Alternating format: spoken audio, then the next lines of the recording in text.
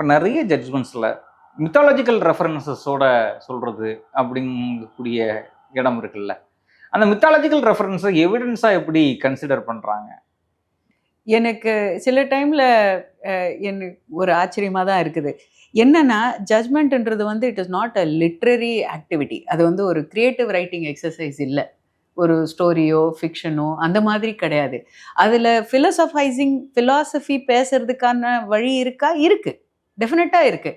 ஒரு ஜட்ஜோட கருத்தை வந்து வெளிப்படுத்துறதுக்கோ, இல்லை புரிய வைக்கிறதுக்கோ, இல்லை பெட்டிஷனர்ஸோட பெட்டிஷனர்ஸோட டிஸ்பியூட்டை வந்து கிளியராக எடுத்து காட்டுறதுக்கோ நம்ம மெட்டஃபர் யூஸ் பண்ணலாமா, மித்தாலஜி யூஸ் பண்ணலாமா, இல்லை வேறு எக்ஸாம்பிள்ஸ் யூஸ் பண்ணலாமா, சயின்ஸ்லேருந்து எக்ஸாம்பிள்ஸ் யூஸ் பண்ணலாமான்னா பண்ணலாம், டெஃபினெட்லி.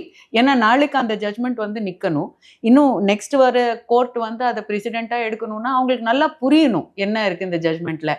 அந்த புரிய வைக்கிறதுக்கு நம்ம யூஸ் பண்ணலாமே தவிர, க்ரியேட்டிவாக நான் பண்ணுறேன், ஃபிலாசபிலாம் எழுதுகிறேன் அப்படின்றது வந்து எவ்வளோ தூரத்துக்கு அதை வந்து ஒரு ஜட்ஜ்மெண்ட்டாகவே நம்ம எடுக்கலாம்.